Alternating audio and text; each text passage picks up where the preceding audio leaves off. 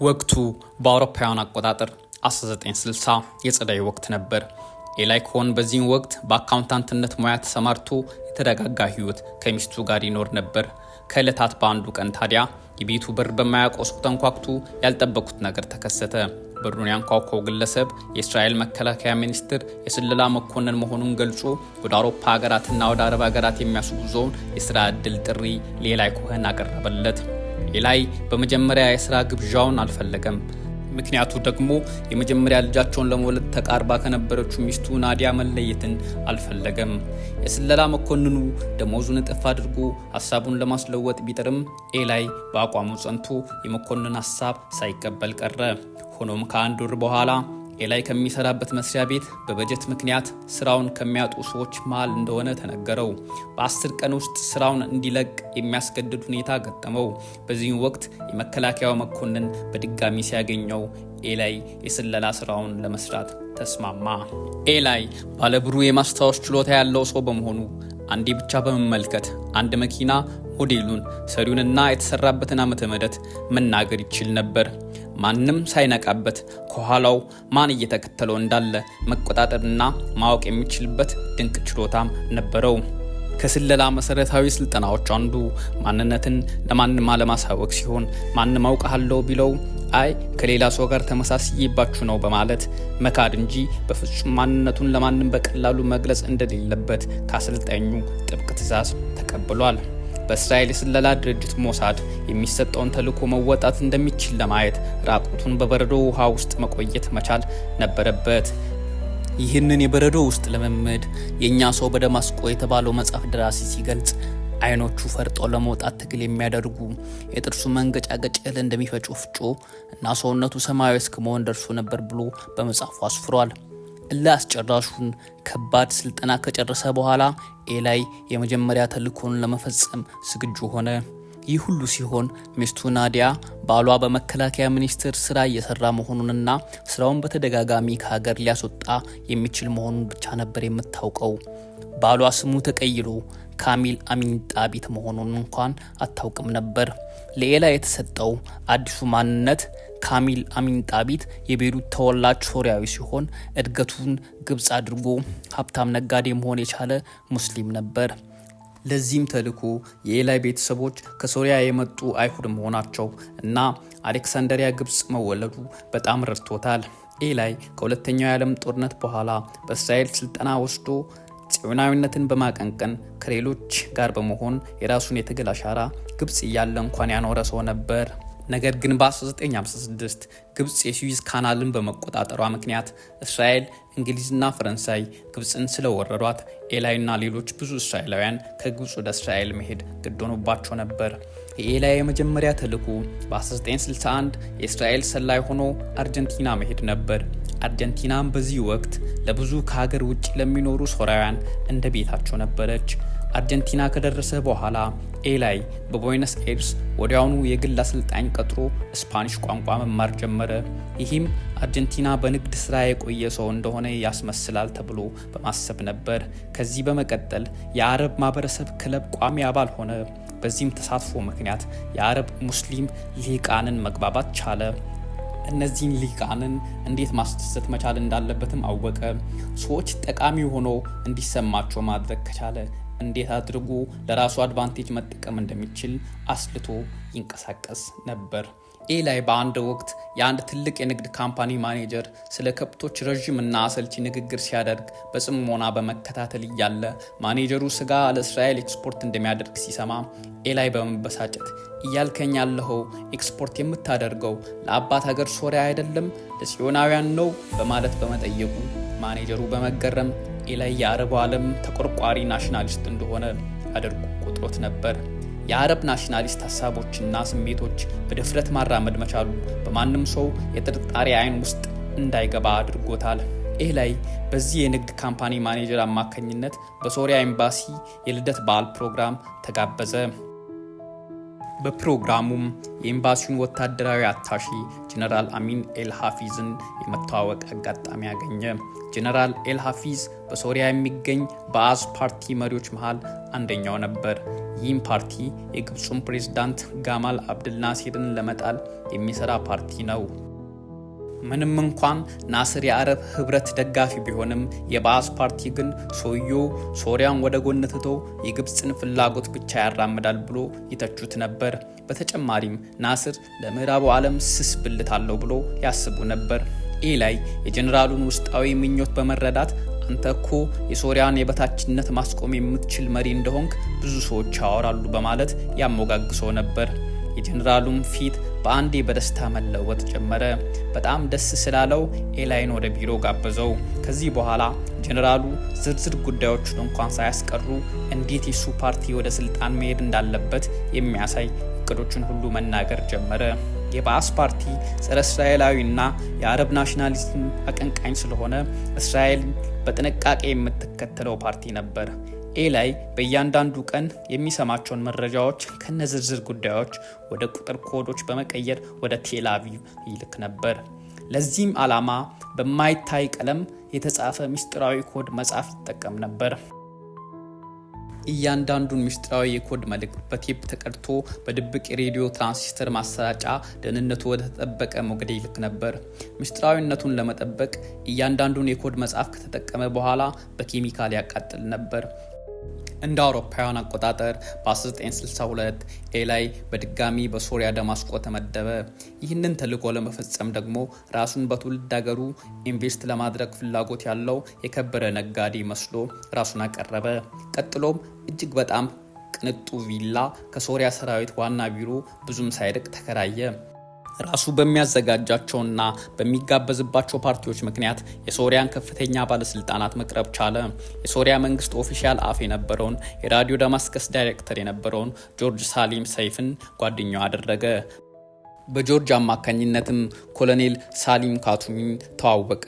ኮሎኔሉም የባአስ ፓርቲ እንዴት መንግስትን ገልብጦ ስልጣን መያዝ እንዳለበት የሚገልጽ ወታደራዊ መፈንቅለ መንግስት ሚስጥራዊ መረጃ ለኤላይ ነገረው። ኮሎኔሉ ሌሎች ጥብቅ መረጃዎችም ሳይቀር ለኤላይ ተናገረ። በእስራኤልና ሶሪያ ድንበር ስለተቆፈረው የመሬት ለመሬት ውስጥ መተላለፊያና በድብቅ ስለሰፈሩ የሶሪያ ወታደሮችና ለጥቃት ስለተዘጋጁ የሶሪያ ወታደሮች ጭምር በጣም ጥብቅ ሚስጥር ሳይቀር ሊደርስበት ቻለ። በኮሎኔሉ ግብዣ አማካኝነት እነዚህን የወታደራዊ ቦታዎች የማየት እድል ሲያገኝ ኤላይ አይኑን አላሸም።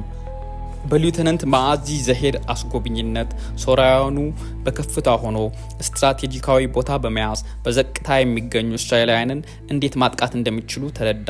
ሊeutenanቱ በተጨማሪ ምሽጎች የት እንደሚገነቡ የሚያሳይ ካርታ ማውጥቶ አሳየው።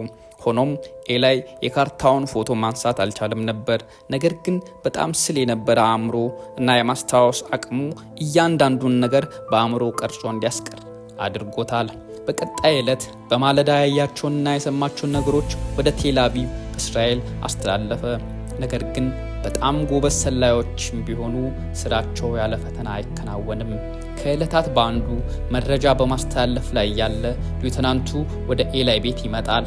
ኤላይም ጓደኝነታቸው ጥርጣሬ እንዳይገባበት በመፈለጉ ምክንያት ሊeutenanቱን ወደ ቤቱ እንዲገባ ይፈቅድለታል። በዚህም መሃል የኤላይን የኮድ መጽሐፍ ሊeutenanቱ አይቶ ምን እንደሆነ ይጠይቀዋል። ኤላይም በተረጋጋ መንፈስ ሆኖ የቃላት እንቆቅልሽ ጨዋታ እያዘጋጀ መሆኑን በማስረዳት ከጥፋት አመለጠ። ኤላይ አርጀንቲና ሄዶ ሶሪያውያንን በሚሰልልበት ወቅት በተጨማሪም የቀድሞ ናዚ አባላትንም እንዲከታተል ሌላ ተልዕኮ ተሰጥቶት ነበር። ከቴል አቪቭም የተላከለት ትዕዛዝ የናዚ ጦር ወንጀለኛ የነበረውን ፍራንስ ራድሜከርን አድኖ ማግኘት ነበር። በዚያን ጊዜ ራድሜከር ራሱን ቀይሮ አርጀንቲና ቦይነስ አይረስ ውስጥ በድብቅ ይኖር ነበር። ሞሳድ በሆሎካስቱ አርክቴክት አዶልፍ ኤክማን ላይ ያደረሰውን ከባድ የሞት ቅጣት በራሱ ላይም ሊያደርግ እንደሚችል ስላሰበ ራድሜከር በቦይነስ አይረስ በከፍተኛ ጥንቃቄ ተደብቆ ይኖር ነበር። ኤላይ ከሰውየው ጋር ግንኙነት የነበረውን ማጂድ ሼክ አልአርድ የሚባል ሰው ጋር ተዋወቀ። ማጂድንም በተለያዩ ውድ ስጦታዎች አንበሸበሸው። ግንኙነታቸው ሲጠናከር በከተማው ሁሉንም ሰው ስለሚያውቅ ማጂድ ኤላይን ከራድሜከር ጋር አስተዋወቀ። ብዙም ሳይቆይ ራድሜከር ሀገር በመሰለል በሶሪያ ተከሶ ታሰረ። በመጋቢት 8 1963 የባአስ ፓርቲ የመንግስት ግልበጣ አደረገ። ጀነራል አልሐፊዝም የሶሪያ ፕሬዝዳንት ሆነ። ኤላይ በዚህ ሰዓት በአገሪቱ ስልጣን ጫፍ ካለ ግለሰብ ጋር ቀጥተኛ ግንኙነት ማድረግ ቻለ። በዓለ ሲመቱንም በማስመልከት ኤላይ ለፕሬዝዳንቱ እጅግ ውድ ፓርቲ በራሱ ቪላ አዘጋጀ።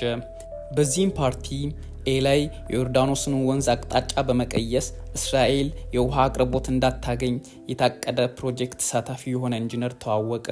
ኢንጂነሩም በኩራት ግድባቸው የእስራኤልን ቦምብ መቋቋም የሚችል ነው በማለት ሲናገር ሰማ። ይህንንም መረጃ ኤላይ ወደ ቴል አቪቭ በፍጹም ጥንቃቄ አጣርቶ ላከ። ህዳር 13 1964 የሶሪያ ወታደሮች በድንበር ላይ ያለ የእስራኤል ትራክተር ላይ ተኮሱ።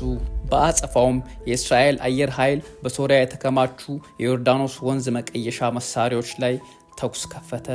ለጊዜውም ቢሆን የሶሪያን እቅድ ማስቆም ቻሉ። በኋላም በ6 ቀኑ ጦርነት ኤላይ ያቀረበው የጎላን ከፍታዎች የምሽግ ካርታ መረጃ እስራኤል ቀድማ ስትራቴጂካል ቦታ መያዝ እንድትችል አድርጓታል። በዚህ ምክንያት ፕሬዝዳንት ኤልሃፊዝ መረጃ በሚስጥር ያወጣ አካል እንዳለ ተጠራጠረ። ከፓሪስ አስቸኳይ የኩላሊት ቀዶ ጥገና ሕክምና በኋላ ወደ ሀገሩ ሲመለስ የእስራኤል ሬዲዮ ጣቢያዎች ስለ ጉዞ እያንዳንዱን ዝርዝር ነገር ሳይቀር መዘገባቸውን አወቀ። በጥርጣሬው እርግጠኛ ለመሆን ከከፍተኛ ባለስልጣናት ጋር ምስጢራዊ ስብሰባ አደረገ። ስለ ስብሰባው ለማንም ሰው እንዳይናገሩ አዘዛቸው። ከትንሽ ጊዜ በኋላ የእስራኤላውያን አረብኛ ስርጭት ሬዲዮ ጣቢያ ሲያዳምጥ አሁንም እያንዳንዱን ዝርዝር መረጃ እንደደረሳቸው ተገነዘበ። መረጃው በፍጥነት በመሰራጨቱ ምክንያት የተላከው በሬዲዮ ትራንስሚሽን መሆን አለበት ብሎ አመነ። በዚህም ወቅት ደግሞ ኤላይ ለእረፍት ወደ እስራኤል ተመልሶ ነበር። በሶሪያ ለሚገኙ ጓደኞቹ ግን ለንግድ ከሀገር እንደወጣ ነግሯቸው ነበር። ሚስቱ ናዲያን፣ 2 ሴት ልጆቹን እና ወደ ሀገሩ በተመለሰ ጊዜ የተወለደውን ወንድ ልጁን ተገናኛቸው። ነገር ግን ከቤተሰቡ ጋር ብዙም ሳይቆይ ወደ ስራ መመለስ ግድ ሆነበት። ሳይቆይ በመመለሱ አዝና ለነበረችው ሚስቱ ለአንዴና ለመጨረሻ ጊዜ ኮንትራቴን ስለማጠናቀቅ ከዚህ በኋላ ስመለስ ከእናንተ ጋር ነው የማሳልፈው ብሏቸው ነበር። ግን ያ ቀን ፈጽሞ የሚመጣ ቀን አልሆነም። ጥር 24 1965 የጸጥታ አካላት የኤላይን ቤት ሰብሮ ሲገቡ እርሱ ወደ ቴል አቪቭ መልእክት እየላከ ነበር። እስራኤላውያን እንደሚሉት ከሆነ የኤላይ መልእክት በሶሪያ የመረጃና የደህንነት ሰዎች ተጠልፎ እንደነበርና የተላከበትንም አድራሻ ተከታትሎ እንዳገኙት ይታመናል። የሶሪያ ደህንነት ሰዎችም ኤላይን የውሸት መልእክት ወደ እስራኤል እንዲልክ አስገደዱት። መልእክቱም ሶሪያ በተጠንቀቅ ሰራዊቷን አሰማርታለች የሚል ነበር። ነገር ግን ኤላይ መልእክቱን ቀስ አድርጎ ነበር ያስተላለፈው። ይህንን ያደረገበት ምክንያት የእስራኤል የደህንነት ሰዎች ኤላይ መያዙን እንዲያውቁ ለማድረግ ነበር። ይህንንም ያደረገበት ምክንያት የእስራኤል የደህንነት ሰዎች ኤላይ መያዙን እንዲያውቁ ለማድረግ ነበር። ውጤቱ አስቀድሞ የታወቀ የክስ ሂደት ከፕሬዝዳንት ኤልሃፊዝ አማካኝነት ተጀመረ። በመጋቢት 8 1965 ሀገርን በመሰለል ተከሶ የሞት ቅጣት ተፈረደበት። የባሏ ፍርድ በሬዲዮ ሲሰራጭ ናዲያ ራሷን መቆጣጠር ስላቃጣት ራዲዮኑን አንስታ ከግድግዳው ላይ ፈጠፈጠችው።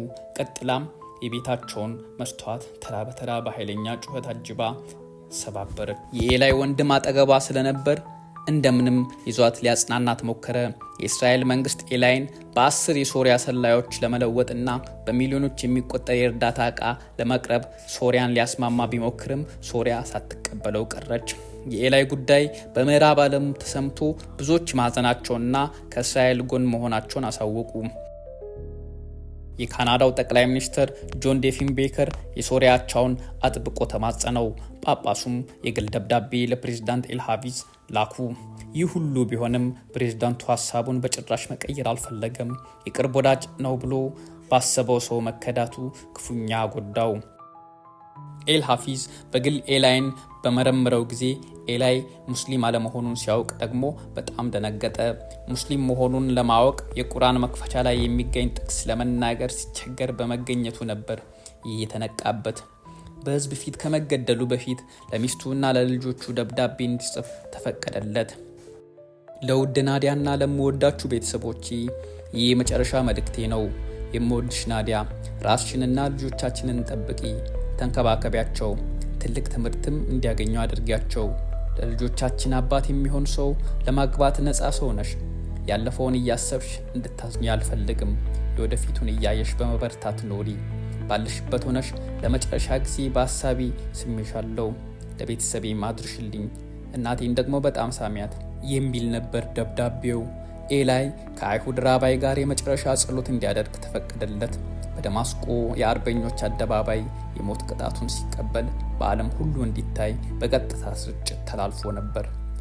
ለ10 ዓመታት ያክል አስከሬኑን ወደ እስራኤል ለመውሰድ ቢጠየቁም ሶሪያ ፈቃደኛ አልሆነችም።